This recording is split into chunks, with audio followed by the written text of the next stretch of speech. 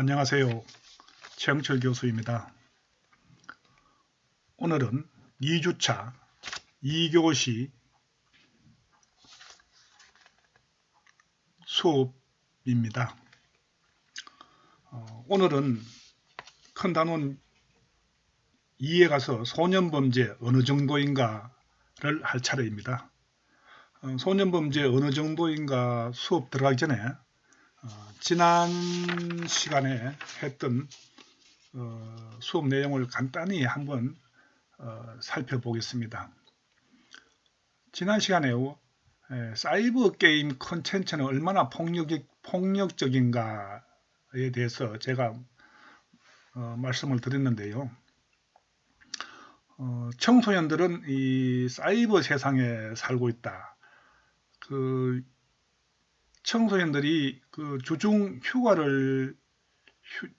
여가 시간을 보내는데 가장 많이 시간을 활용하는 것이 바로 컴퓨터 게임입니다. 주중 여가 시간을 컴퓨터 게임에 가장 많이 시간을 보내고요. 그 다음에 인터넷 검색, 그 다음에 TV 시청, 휴식 활동 순으로 나타났습니다. 청소년들이 이만큼 컴퓨터 게임에 몰두하고 있다는 것을 우리가 알 수가 있었습니다. 그 다음에 청소년들의 10대 청소년은 일주일에 평균 16시간 54분, 20대는 23시간 36분 인터넷을 이용한다라고 나와 있습니다. 그만큼 인터넷을 많이 하고 있다는 사실이죠. 그 다음에 이제 폭력 게임 게임물에 대한 기준을 한번 살펴봤는데요. 게임물 관리위원회에서는 게임물 폭력성에 대해 가지고 전체 이용가, 그 다음에 12세 이상가, 그 다음 15세 이상가, 그 다음에 청소년 이용 불가, 이렇게 분류를 해서 제시를 하고 있습니다. 그 다음에는 게임물 관리위원회 등급 분류 세부 기준도 우리가 같이 한번 살펴봤었습니다.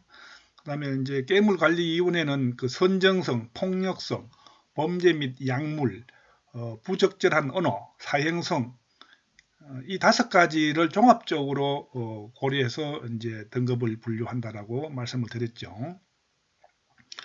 그 다음에 이제 사이버 게임의 중독은 폭력적 태도 형성에 얼마나 영향을 미칠까 하는 단원에서도 제가 말씀을 드렸습니다만은 사이버 게임에 있어서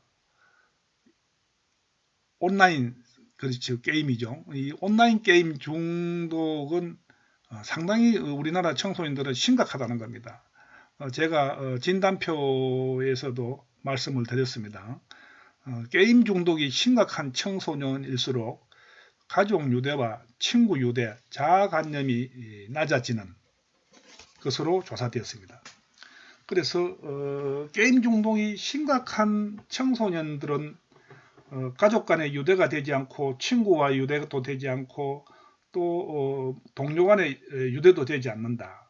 그러다 보니까 자아관념이 낮아지고 자아관념이 낮아진다는 것은 자기 통제력이 약화된다는 거죠. 자기 통제력이 약화되니까 범죄에 노출되기 쉽다. 이렇게 볼 수가 있겠죠. 그래서 게임 중독이 얼마나 무서운가를 잘 알 수가 있었습니다.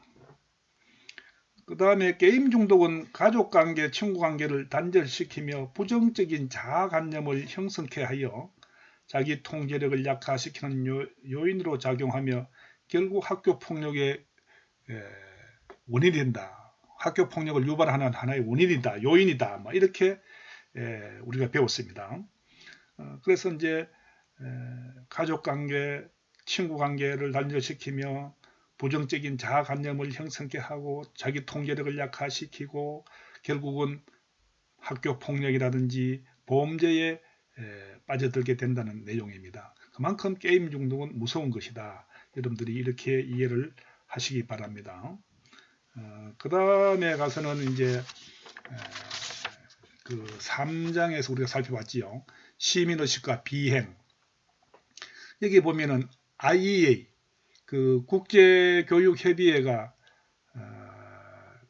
홍콩, 대만, 한국 청소년들에 대해서 시민 역량을 조사를 했는데, 비교 분석했는데, 한국 청소년들이 시민 역량이 가장 높은 것으로 나타났습니다. 이러한 현상들은 상당히 고무적이다, 이렇게 볼 수 있겠죠. 두 번째로는 이제 뭐 공동체 설명도 했지요. 예를 들면 뭐 동일한 역사, 가치, 소속감, 동일 목적을 함께 가지는 사람들의 어떤 집단, 공동체라든지 사회라든지 그 다음에 시민사회, 시민공동체 뭐 이런 것들을 대해서 제가 설명을 쭉 드렸습니다. 여러분들이 공부하는데 참고가 되었으면 좋겠습니다. 오늘은 이제 어디에서 이제 수업을 하느냐 하면은 소년범죄 어느 정도인가입니다. 소년범죄 어느 정도인가, 이것은 여러분들의 교재에서도 잘 나와 있습니다만은 소년범죄, 우리나라 소년범죄가 상당히 심각한 것으로 지금 나타나고 있습니다. 자, 첫 번째 가서 1회 가서 구성원들의 시민의식은 공동체의 정치적, 문화적 수준 및 그 결정력을 측정할 수 있는 척도로서의 역할. 그 구성원들, 사회 구성원, 국가 구성원들은 그 정치적, 문화적 수준, 그런 것들이 어떻게 되어 있느냐, 어떻게 형성되어 있느냐에 따라서 공동체가 잘 운영될 수도 있고 또 잘못될 수도 있다. 그렇게 이해를 하시면 되겠습니다. 2.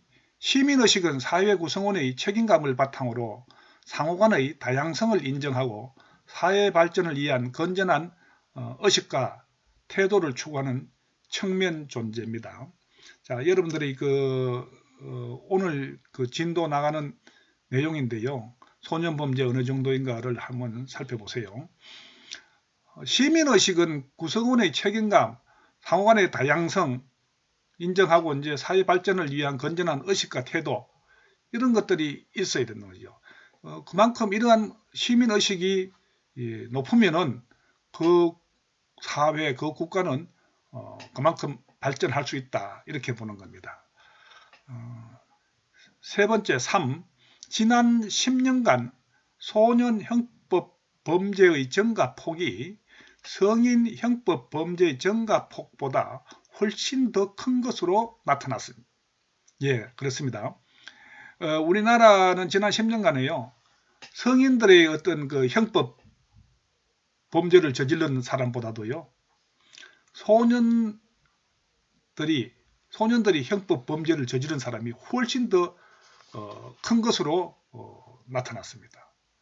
이런 현상들을 놓고 볼 때 우리 청소년들의 그 비행 청소년, 소년들의 범죄에 가담하는 비율이 높은 것에 대해서 어떻게 하면은 이 비율 증가폭을 약화시킬 수 있느냐.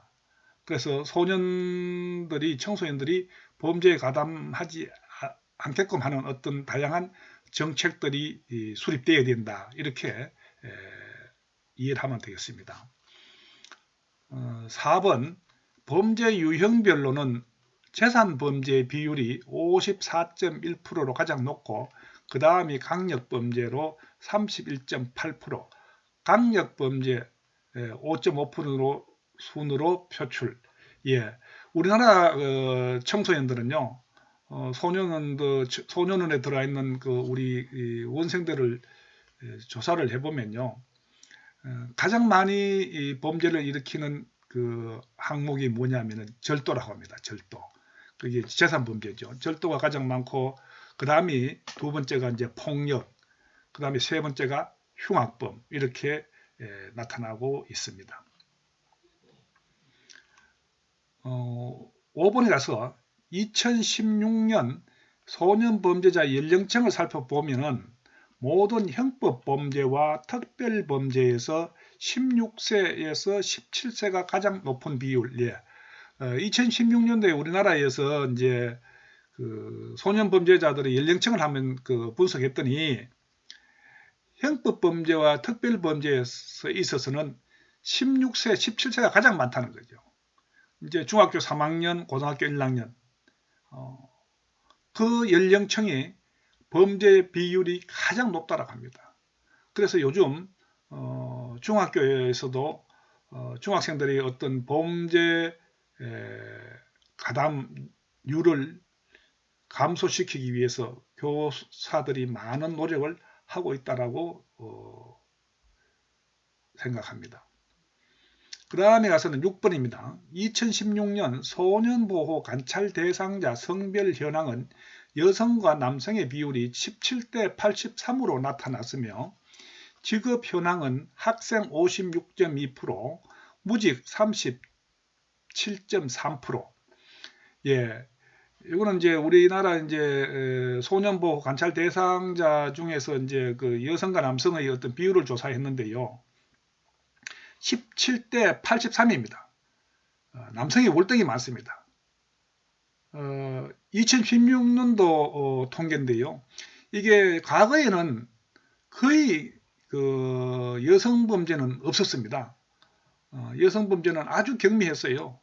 그러나 오늘날에는 여성 범죄가 17대 83으로 여성 범죄가 많이 증가되었습니다. 이것은 이제 왜 이러한 현상이 발생하느냐 하면은 여성들이 사회에 진출하면서 직업을 가지고 사회에 진출하면서 활동하다 보니까 범죄에 가담하는 비율이 증가되었다. 이렇게 여러분들이 이해를 하시면 되겠습니다. 그 다음에 7번입니다. 사회복귀교육입니다. 사회복귀교육은 그 비행 청소년들이라든지 소년원에 있는 그 원생들의 그 사회복귀교육을 위해서는요. 교과교육, 그 다음에 직업능력개발 훈련, 인성교육, 검정고시 이런 교육들을 시키고 있습니다. 원생들, 소년원생들이 빨리 이제 사회에 복귀할 수 있도록 정상적으로 사회생활을 할 수 있도록 소년원에서 여러 가지 교육을 시키고 있습니다. 그래서 이제 교과교육도 시키고 뭐 직업훈련도 많이 시킵니다. 여러 가지 이제 직업훈련이 있는데요. 직업훈련도 많이 시키고 있고 인성교육도 시키며 검정고시 교육도 많이 시키고 있습니다. 소년원생들이 검정고시 공부를 해가지고 검정고시에 합격하는 원생들이 많다고 지금 이야기하고 있습니다. 그 다음에 가서는 그 다음 페이지죠. 3. 비행 청소년의 시민의식의 정도입니다. 시민의식의 정도인데요. 비행 청소년의 시민의식의 정도인데 1. 진단지표가 비행 청소년의 시민의식에 대한 조사는 소년법 제42조에 대하여 보호처분 제8호, 제9호, 제10호로 소년원에 수용 중인 비행 청소년이며 대상 소년원은 서울, 부산, 대구, 대덕에서 진행. 왜 우리가 비행 청소년들에 대해서 시민의식에 대해서 조사를 하느냐 하면은 비행 청소년들의 시민의식에 대한 조사를 해가지고 비행 청소년들이 어떠한 의식을 가지고 있더라, 이 사회를 보는 게 어떤 시각을 갖고 있더라, 이런 것들을 조사를 해가지고 청소년 범죄가 발생하지 않도록 여러 가지 정책이라든지 대책을 수립하는데 하나의 기초 자료로 사용하기 위해서 이런 시민의식을 조사를 하고 있다. 이렇게 이해를 하면 되겠습니다. 그래서 뭐 서울, 부산, 대구, 대덕에서 진행했는데요. 그 우리나라의 비행 청소년들의 시민의식을 다 조사를 했습니다. 거기에서 이제 시민의식 그 진단 이런 게 이제 나오는데요. 나에 가서 보겠습니다. 비행 청소년의 시민의식 진단입니다. 비행 청소년의 시민의식 진단을 하는데 이제 어떻게 하느냐 하면은 페이지 여러분들이 갖고 있는 교재 페이지 42페이지 표 1-14를 참조해 주시기 바랍니다. 표 1-14 비행 청소년의 시민의식 진단입니다. 같이 한번 살펴보겠습니다. 그래서 영역에 있어서는 시민사회와 제도의식, 또 시민원리 이렇게 나누었습니다. 시민사회와 제도의식에 있어서는 법질서의식, 공동질서 및 사회규범 준수의식, 법제정 및 집행 정부에 대한 신뢰, 지역사회 및 매스미디어에 대한 신뢰 이렇게 구분을 했어요. 첫째로 보면 거기에 법질서의식, 법질서의식 보면 지표가 법 복정의 중요성, 아무도 보지 않으면 법질서를 지킬 필요가 없다. 우리 사회에서 법질서를 지키는 사람이 손해를 본다. 우리 사회에서 권력이 있는 사람은 법을 어기고도 잘 산다. 우리 사회에서 미성년자와의 성관계 발생 가능성, 우리 사회에서 음주운전의 발생 가능성, 이러한 항목들은 우리 비행 청소년들의 시민의식을 진단하는데 법질서의식은 어떻게 나타나고 있는가를 살펴보는 지표다, 항목이다. 이렇게 여러분들이 이해를 하면 되겠습니다. 그 다음에 공공질서 및 사회규범 준수의식입니다. 여기에서는 공공시설을 이용할 때 급한 경우 차례를 지키지 않을 수도 있다. 백화점, 전철에서 핸드폰을 사용해도 괜찮다. 수업 시간에 핸드폰을 사용해도 괜찮다. 이 항목은 공공질서 및 사회규범 준수의식에 대한 지표입니다. 항목입니다. 이러한 항목들을 진단해보면은 우리 비행 청소년들의 그 시민의식이 어떻다라는 것을 알 수가 있습니다. 그러면 이게 잘못되어 있으면은 이런 것을 바로잡기 위해서 교육이라든지 정책 이런 것들이 수립되어야 된다고 생각합니다. 그 다음에 법 제정 및 집행, 정부에 대한 신뢰입니다. 여기에 대해서는 경찰, 법조계, 정치인, 국회의원, 지역관공서, 우리나라 정부 여기에 대해서 이제 청소년들의 비행 청소년들의 진단을 시민의식을 진단하는 거죠. 그 다음에 이제 지역사회 및 매스미디어에 대한 신뢰입니다. 기업인, 이웃주민, TV뉴스, 라디오 뉴스, 신문뉴스. 그 비행 청소년들은 이러한 내용들에 대해서 어떻게 생각하고 있는지 살펴보는 하나의 지표 항목입니다. 그 다음에 시민원리입니다. 시민원리는 남성과 여성의 역할, 다양성, 민주주의, 사회 구성원의 양심적 행위, 자신의 일탈, 양심 위반에 대한 태도, 그 다음 학생, 학부모, 교사 간 상호 신뢰, 남성과 여성의 역할, 가족의 생계는 남자가 책임져야 한다. 여자가 잘 되는 길은 자신보다 남편을 잘 도와서 성공시키는 것이다. 남녀가 함께 일하는 직장 부서의 책임자는 남자가 맡는 것이 좋다. 이러한 그 항목들은 남성과 여성의 역할에 대한 지표입니다. 이런 지표를 살펴보면은 우리 비행 청소년들이 시민의식이 어떤 영향을 보이고 있다는 것을 알 수가 있겠죠. 그 다음에 다양성입니다. 외국인 근로자들은 우리 사회에서 우리나라 사람들의 권리와 같은 권리를 모두 가져야 한다. 중요한 문제를 결정할 때는 한두 사람이 빠르게 처리하는 것이 좋다. 요 내용은 다양성입니다. 그죠? 우리 비행 청소년들이 다양성을 가지고 있는지 안 가지고 있는지를 알 수가 있겠죠. 우리나라 근로자와 외국 근로자가 우리나라 근로자와 같은 동등한 권리를 가져야 하는지 여기에 대해서 어떻게 생각하고 있는지를 알 수가 있겠죠. 그 다음에 민주주의입니다.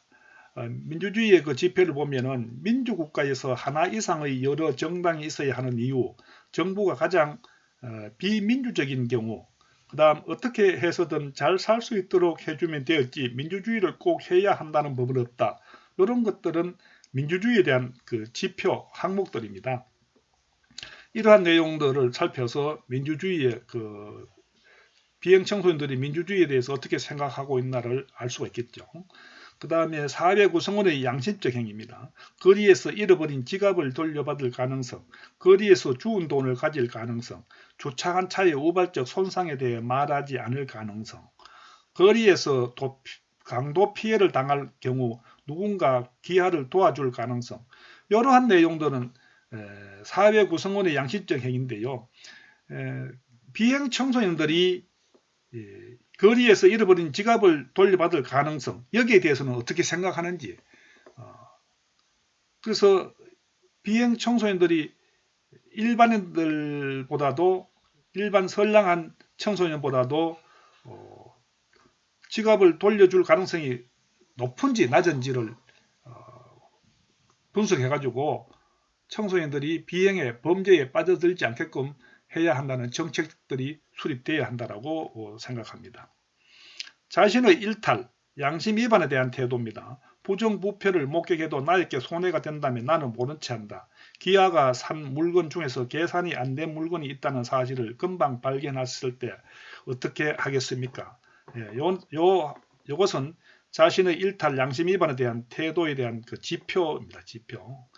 그 다음에 학생, 학부모, 교사 간 상호 신뢰입니다. 학생의 교사 신뢰도, 학부모의 교사 신뢰도, 교사의 학생 신뢰도, 학부모의 학생 신뢰도, 이러한 것은 학생, 학부모 간, 교사 간 상호 신뢰도를 측정할 수 있는 하나의 지표입니다. 그래서 이러한 내용들에 대해서는 지금부터 좀 더 구체적으로 한번 살펴보기로 하겠습니다. 2에 가서 시민사회와 제도 영역입니다. 가, 법질서 의식. 법질서를 지키는 사람이 손해를 본다에 있어서는 동의하지 않는 경우가 50.4%로 높았으나 동의하는 경우도 33.7%로 나타나 법질서를 지키는 사람이 손해를 보고 있다고 인식하는 비행 청소년도 일정 비율 차지. 이 내용은 뭐냐면은 법질서를 지키는 사람이 손해본다, 이런 생각을 하고 있는 비행 청소년들은 있다는 거죠. 얼마나 있느냐? 33.7%입니다. 33.7% 비행 청소년들은 법질서를 지킨 사람이 손해본다 라는 생각을 하고 있다는 거죠. 그래서 이러한 의식, 시민의식 구조를 분석을 해가지고 우리가 비행 청소년들에 대한 교육이라든지 정책을 수립할 때 기초 자료로 활용하는 것이 바람직하다, 이렇게 생각합니다. 그 다음에 미성년자 성관계 발생에 있어서 일어나지 않을 것이라고 인식하는 경우가 10.2%에 불과하고 일어날 수 있는 일이라고 인식하는 경우가 77.3% 나타나 심각한 청소년 성매매 현실이 드러남. 이 이야기는 비행 청소년들이 성에 관한 성관계에 대해서 발생에 대해서 나타난 의식 구조인데요. 77.3%가 성관계 발생이 일어날 수 있다라고 대답한 결과입니다. 그만큼 이제 우리나라 비행 청소년들의 이 성관계 발생에 대해서는 높게 나타나고 있는 거죠. 그래서 우리나라에서도 이 청소년들의 성관계, 성범죄가 발생하지 않도록 하기 위해서 여러 가지 정책을 수립해서 실시를 하고 있는데요. 이 효과는 높게 나타나지 않고 있습니다. 이제 예를 들어서 이제 가출 학생, 가출 청소년들이 이 성매매에 많이 노출되고 있다, 이렇게 보여지고 있습니다. 그 다음 페이지 가서 공공질서 및 사회규범 준수의식입니다. 여기에는 보면은 비행 청소년은 공공시설을 이용할 때 급한 경우 차례를 지키지 않을 수도 있다는 질문의 부정적인 인식은 41.2%가 동의하지 않았으며 49%가 동의한다로 나타나 비행 청소년들이 공중질서에 대해 편의적 해석을 하고 있음을 보여줌. 예, 그렇습니다. 비행 청소년들이 공공시설을 이용할 때 뭐 차례를 안 지켜도 되고 새치기를 해도 괜찮다라고 생각하는 사람들이 꽤 있다는 거죠. 그만큼 뭡니까?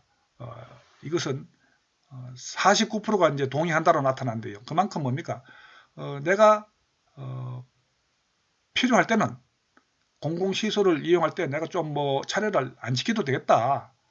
이렇게 편의적인 해석을 하고 있다는 거죠. 그래서 좀 더 우리가 비행 청소년에 대해서 이런 공중질서 의식을 고취할 필요가 있다. 이렇게 보여집니다.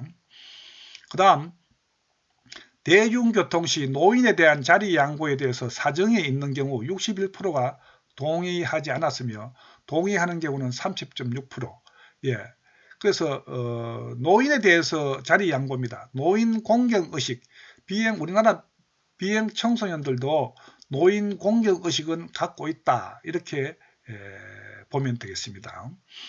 그 다음에 법 제정 및 집행, 정부에 대한 신뢰입니다.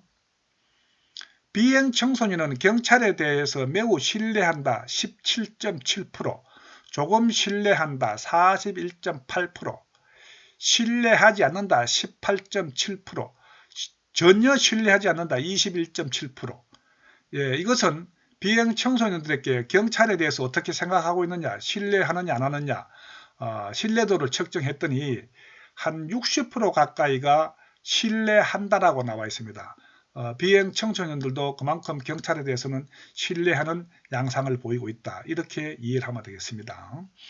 그 다음 정치인에 대한 신뢰는 46.2%, 국회의원에 대한 신뢰는 46.1%. 예, 뭐 정치인에 대한 신뢰도는 50%에 조금 못 미치고 있다. 이렇게 이해를 하면 되겠습니다.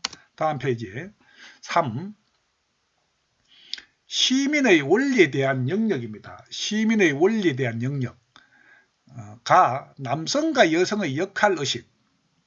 비행 청소년들은 가족의 생계 문제에 대한 남녀의 역할에 대하여 58.5%가 남자가 책임져야 한다고 생각하고 있었으며 남자가 책임지는 것에 전혀 동의하지 않는다 9.2%, 동의하지 않는다 22.9%가 나타남.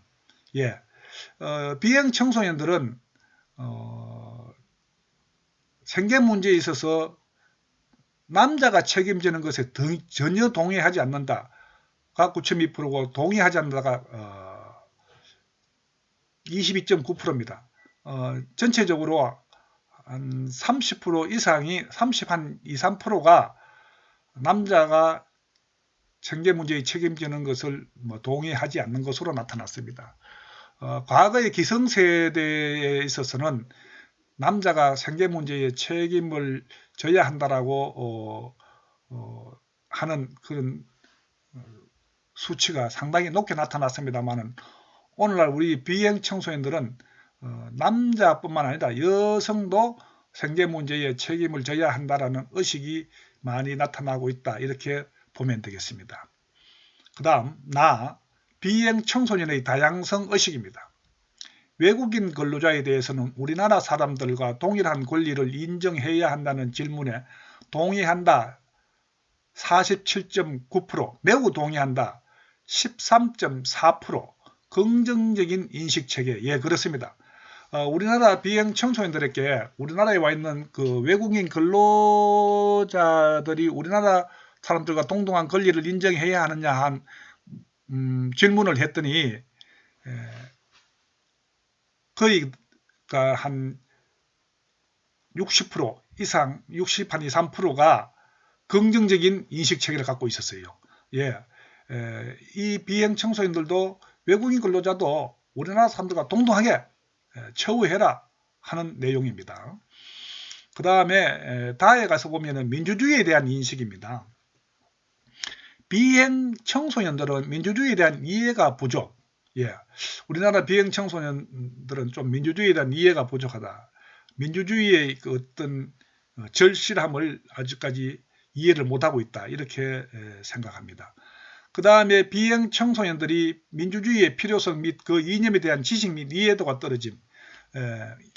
우리나라 비행 청소년들은 민주주의에 대한 필요성이라든지 뭐 이념에 대한 지식 이런 이해도가 높지 않다라는 겁니다.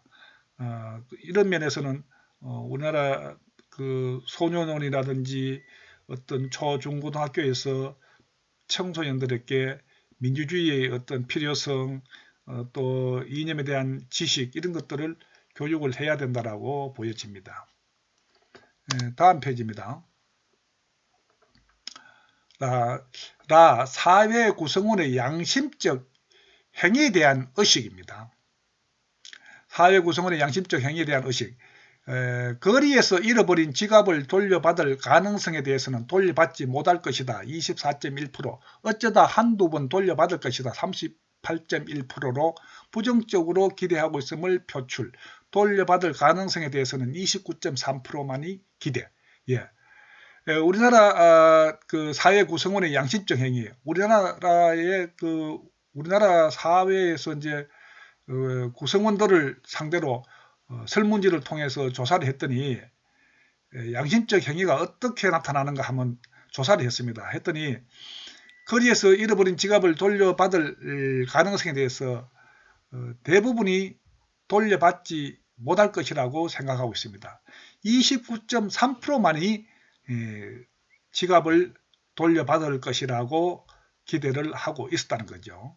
그만큼 우리나라 그 사회 구성원들이 양심이 올바르지 못하다라는 것을 보여주고 있습니다.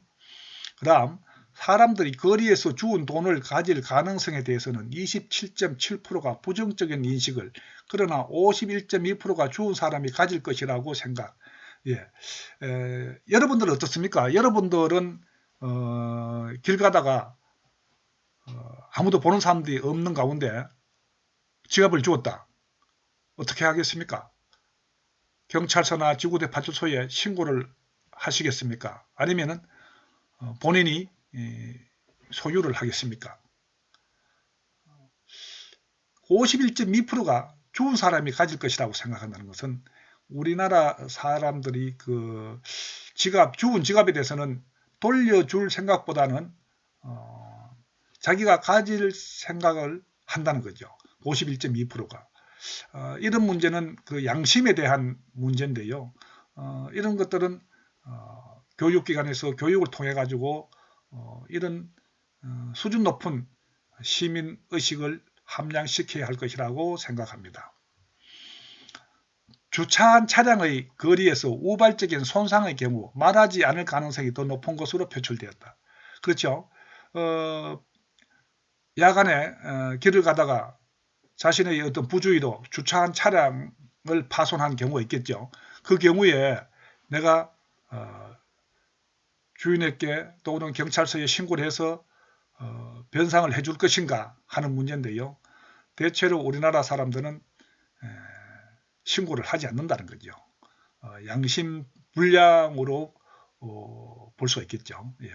그 다음 비행 청소년들은 대체로 주위 사람들이 양심적 행위를 할 가능성에 대하여 부정적으로 생각. 비행 청소년들은 자기 자신의 어떤 주변 사람들이 양심적인 행위를 하지 않을 것이라고 생각한다는 거죠. 자기가 비행 청소년이기 때문에. 그래서 이러한 문제도 좀 심각하게 받아들여야 할 것이라고 생각합니다. 그 다음 비행 청소년 자신의 일탈, 양심 위반에 대한 의식 한번 살펴보겠습니다. 비행 청소년들이 자신의 일탈을 어떻게 생각하는지, 양심 위반에 대해서는 어떻게 생각하는지 한번 같이 살펴보도록 하겠습니다.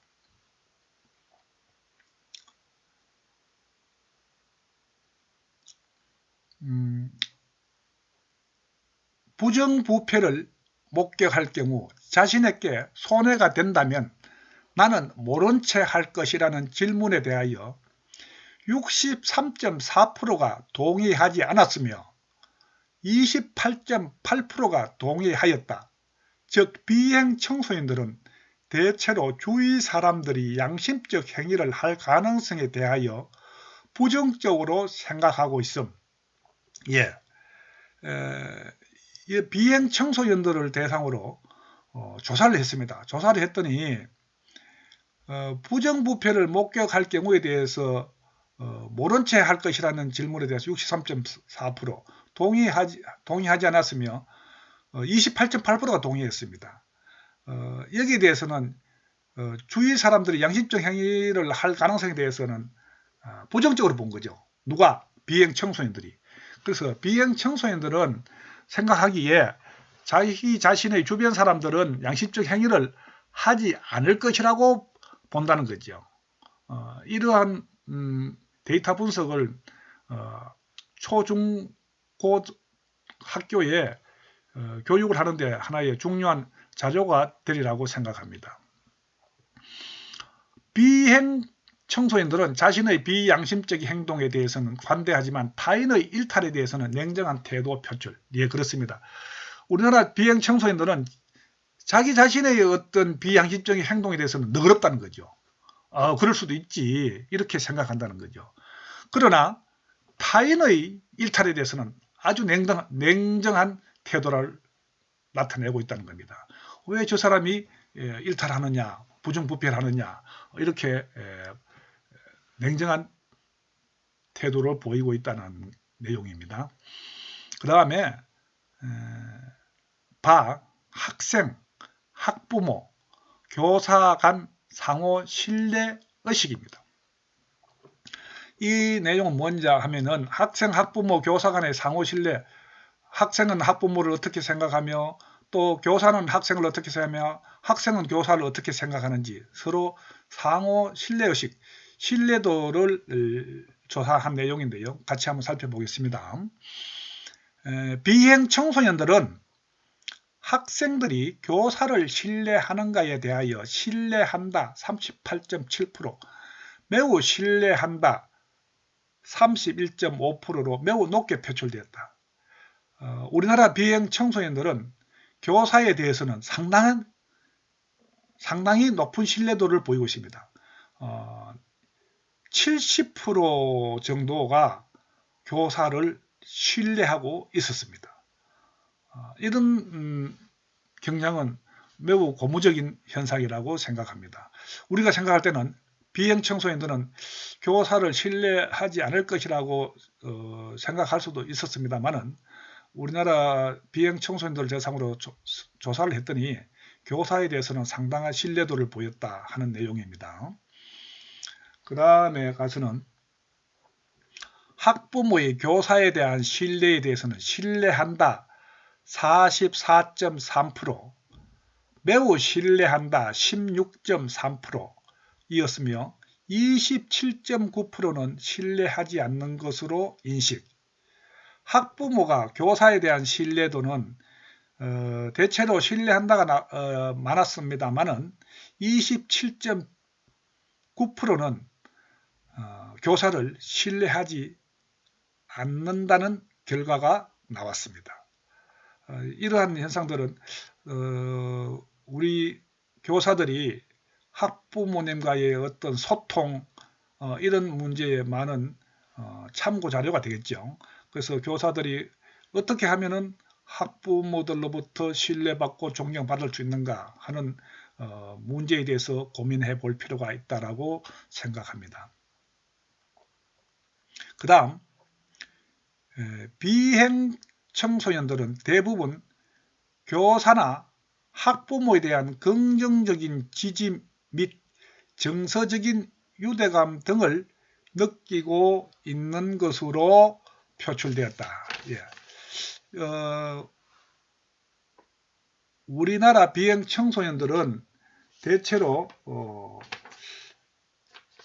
교사나 학부모에 대해서는 상당히 긍정적이며 정서적인 유대감을 느끼고 있는 것으로 표출되었다. 이렇게 보는 겁니다. 그 다음은 그 PPT에는 없습니다만은 여러분들이 갖고 있는 교재 48페이지 한번 펴보세요. 48페이지에 보면은 큰 4번에 보면 비행 청소년의 시민의식과 처벌 연령 하향화의 딜레마인데요. 이어서 같이 한번 살펴보겠습니다. 교재 내용을 같이 읽어보겠습니다. 비행 청소년의 시민의식에 대한 진단은 여러 가지로 의미가 있다. 즉 바람직스럽지 못한 시민의식이 비행의 원인이 될 수 있고, 이 시민의식을 일정한 정도까지 끌어올리지 못한다면 비행적인 태도 형성으로 이어져 성숙한 시민으로의 성장을 기대할 수가 없기 때문이다. 이 내용은 이제 우리 비행 청소년들에 대해서는 그 성숙한 시민 의식으로 성장을 시키는데 어떻게 해야 된다는 정책 수립에 대해서 이야기를 하고 있는 겁니다.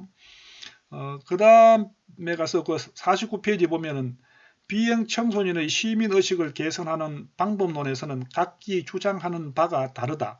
즉 비행 청소년에 대한 사회적 제재를 강화하여야 한다는 입장과 반대로 이른바 국친 사상의 관점에서 비행 소년을 좀 더 사회가 감싸 안아야 한다는 입장이 있다. 현행 소년법은 바로 이 국친 사상에 근거를 두고 있다. 예, 우리가 앞에서도 한번 언급했습니다만은 무관용주의로 해가지고 무조건 정학, 퇴학, 구금형으로 처벌하는 것보다는 오히려 더 국친 사상, 국친 사상을 가지고 청소년들을 교육시키고 지도를 해야 된다는 거죠. 그래서 우리나라에서도 지금 소년원에서도 그렇고 정부에서도 그 국친 사상에 근거를 두고 비행 청소년들을 처벌 위주가 아니라 이 비행 청소년을 좀 더 국가 사회가 감싸 안으면서 이들을 교육시키고 선도해가지고 선량한 시민으로 살아갈 수 있도록 제사회화 교육을 시켜야 한다는 겁니다. 그것이 오늘날의 비행 청소년에 대한 어떤 정책 수립의 중요한 부분이 아닌가 그렇게 생각합니다. 그 다음에 보면은 그 소년법상 19세 미만의 범죄 사건은 보호사건과 형사사건으로 구분하여 처리된다. 검사는 사건을 소년부의 보호사건으로 혹은 형사사건으로 기소할 수 있다. 형사사건으로 기소된 경우에도 법원은 사건이 보호사건에 해당된다고 판단할 경우 사건을 보호사건으로 이송할 수 있다. 이 이야기는 뭐냐 하면은 우리나라 이제 소년법상 19세 미만의 범죄 사건은 보호사건과 형사사건으로 처벌할 수가 있습니다. 그래서 이제 형사사건은 이제 형사사건으로 기소를 해가지고 처벌을 할 수 있습니다만은 소년에 대해서는 19세 미만의 범죄에 대해서는 그 가급적이면은 보호사건으로 처벌하는 것이 합리적이다 이렇게 판단하고 있습니다. 그래서 우리나라에서도 지금 현재 정부에서 19세 미만의 소년법을 위반한 소년법에 적용되는 사람들에 대해서 형사사건으로 처벌하지 않고 보호사건으로 처벌하고 있다. 이렇게 보면 되겠습니다. 그러면 보호사건에 대해서 한번 살펴보겠습니다. 보호사건에 대한 법원의 결정은 소년법 제32조에 따라 다음과 같이 보호처분을 하도록 되어 있는데요. 교재 한번 같이 보십시오. 여기 보면은 보호처분 내용입니다. 보호처분 내용 같이 한번 읽어볼까요? 1. 보호자 또는 보호자를 대신하여 소년을 보호할 수 있는 자에게 감호 위탁. 이렇게 이제 보호자에게도 인계하는 방법이 있고 또 보호자를 대신해서 소년을 보호할 수 있는 자에게 감호 위탁하는 방법이 있습니다. 소년원이 범죄를 저질렀을 때 이 보호 사건으로 처리하려고 하면은 이러한 방법이 있습니다. 두 번째 방법은 뭐냐? 수강명령입니다. 수강명령이 있고요. 세 번째는 사회봉사명령입니다. 예. 봉사할 수 있도록 봉사조치를 말하는 것이고요. 네 번째는 보호관찰관의 단기 보호관찰이 있고요.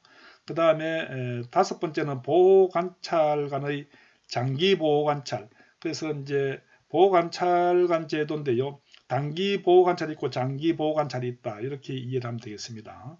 여섯 번째는 아동복지법에 따른 아동복지시설이나 그 밖의 소년보호시설의 감호위탁. 소년법을 위반한 사람에 대해서 아동복지시설이나 그 밖에 소년보호시설에 가서 이제 감호위탁을 하는 거죠. 그 다음에 일곱 번째는 병원, 요양소 또는 소년원 등의 처우에 관한 법률에 따른 소년 의료원 보호시설의 위탁. 이런 경우도 있겠죠. 소년법을 위반한 사람이 뭐 정신적으로 문제가 있다든지 아니면은 게임 중독의 게임 중독 양상을 보이는 그런 청소년들이 있다면 소년 의료원의 보호시설에 가서 치료를 해야 되겠죠. 그 다음에 여덟 번째 1개월 이내의 소년은 송치하는 방법이 있고요. 그 다음에 아홉 번째로 단기 소년은 송치 방법이 있고, 열 번째 장기 소년은 송치 방법이 있습니다. 이러한 내용들이 보호사건에 대한 내용들입니다. 그렇게 이제 소년법을 위반한 사람들에서는 10가지 보호 조치를 할 수 있다. 이렇게 이해를 하면 되겠습니다. 예, 이렇게 해서 이제 이번 시간은 내용을 같이 한번 살펴봤는데요. 이러한 내용들, 비행 청소년들의 그 의식 구조, 이런 것들은 청소년들을 교육시키고 청소년들을 올바른 성인으로 만들기 위해서는 어떠한 교육이 필요하며 어떤 정책들이 필요한가를 우리가 고민해 볼 필요가 있겠죠. 그래서 시민의식 구조, 비행 청소년들의 시민의식 구조, 여러 가지 인식, 사고방식 이런 것들을 한번 살펴보았습니다. 예, 오늘 수업 시간은 이것으로 마치겠습니다. 지금까지 여러분들이 공부하면서 어려운 문제나 이해가 잘 되지 않는 부분이 있으면 저의 이메일로 보내주시면 제가 성심성의껏 답변 드리겠습니다. 예, 다음 시간에 또 뵙도록 하겠습니다. 안녕히 계세요.